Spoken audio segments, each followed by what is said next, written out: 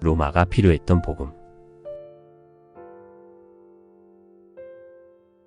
우리는 과연 기독교가 현대인들에게 무엇을 줄 수 있는지 심각하게 생각해 보아야 할 시대에 살고 있습니다.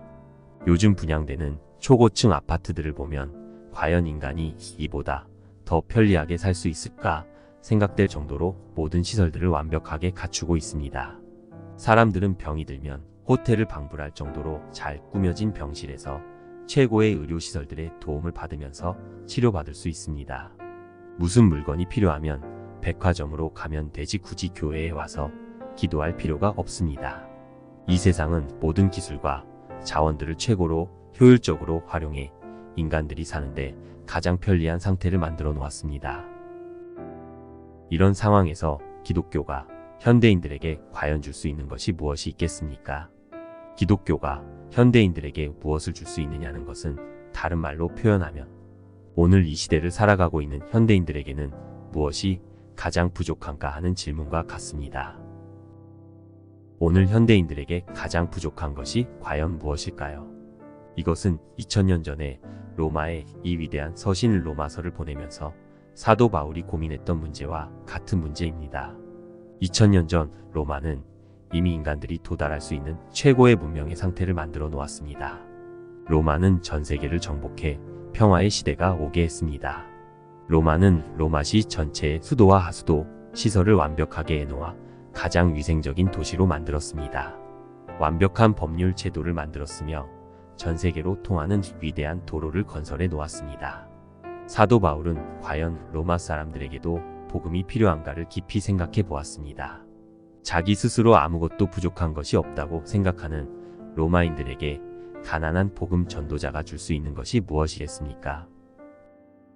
이때 바울은 아무리 로마인들이 스스로 부족한 것이 없고 가장 이상적인 상태에 살고 있다고 생각하더라도 가장 심각한 것에 빠져 있음을 알게 되었습니다.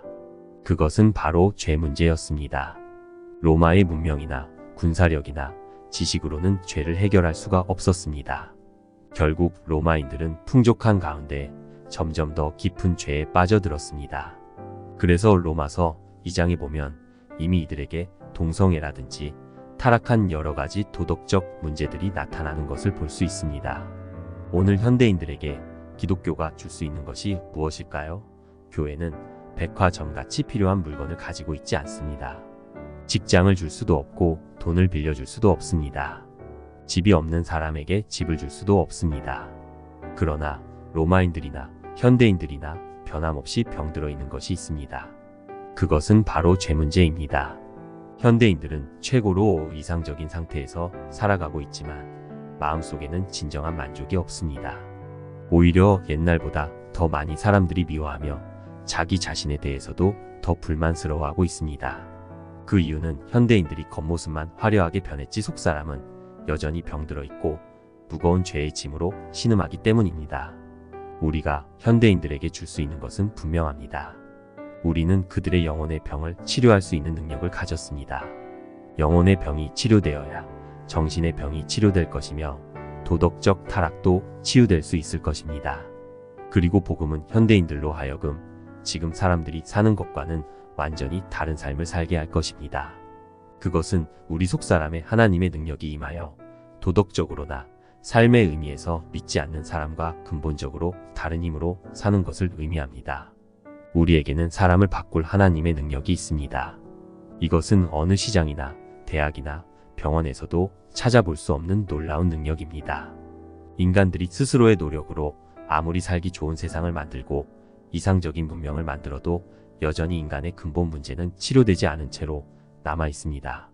이것은 오직 하나님의 말씀만이 치료할 수 있고 복음만이 치료할 수 있습니다. 내가 복음을 부끄러워하지 아니하노니 이 복음은 모든 믿는 자에게 구원을 주시는 하나님의 능력이 됨이라. 만일 로마서가 없었더라면 하나님께서 주신 가장 위대한 능력을 잃어버리는 것과 같습니다. 로마서는 바로 가장 가까운 곳에 있는 진리의 보물 창고입니다. 우리가 로마서의 위력을 제대로 이해하려면 말틴 루터가 믿음으로 의롭다 함을 받는다는 단 한 구절의 말씀으로 전 세계를 뒤집어 엎은 것을 보면 알 수 있습니다. 로마서를 연구하는 순간 우리는 이미 하나님의 가장 좋은 보물 창고 안에 들어와 있는 것입니다. 로마서가 이렇게 강력한 능력의 말씀인 이유를 세 가지로 설명할 수 있습니다. 첫 번째로 로마서는 인간의 죄 문제를 가장 정확하게 진단하고 있습니다. 모든 인간은 죄가 있다는 것을 알고 있습니다. 그러나 우리의 죄가 과연 어느 정도로 심각한 것인지, 이 죄가 얼마나 힘이 있는지는 정확하게 알지 못했습니다. 단지 인간들은 다 죄를 가지고 있고 죄는 별로 좋은 것이 아니다는 정도로만 생각하고 있었던 것입니다. 그런데 로마서는 가장 정확하게 인간의 죄 문제와 그 죄의 심각성에 대해 설명하고 있습니다. 그 결론으로 인간은 전적으로 부패했으며 스스로 선을 행할 가능성은 전혀 없다는 것입니다. 이것을 죄의 왕 노릇으로 설명하고 있습니다.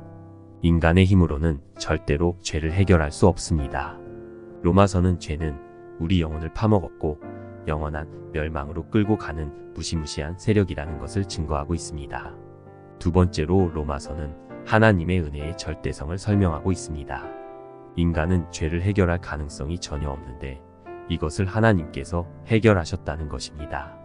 이것이 바로 하나님의 은혜입니다. 하나님께서 가장 중요하게 생각하시는 것은 의의 조건이 충족되는 것입니다. 즉 하나님도 의로우시며 우리도 의로운 조건에서 죄 용서를 받는 것입니다. 이것을 위해 하나님께서는 어마어마한 몸값을 지불하셨습니다. 죄인들을 위해 하나님의 아들을 내어놓으셔서 죽게 하셨습니다. 하나님의 아들의 죽음은 모든 인간들의 영원한 죄를 다 속하고도 남습니다. 우리는 그것을 믿기만 하면 됩니다.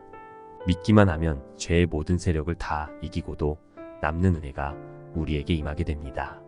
세 번째로 로마서는 어떻게 그리스도 안에서 하나가 될 수 있는지 인류 전체의 시각에서 하나님의 뜻을 설명하고 있습니다.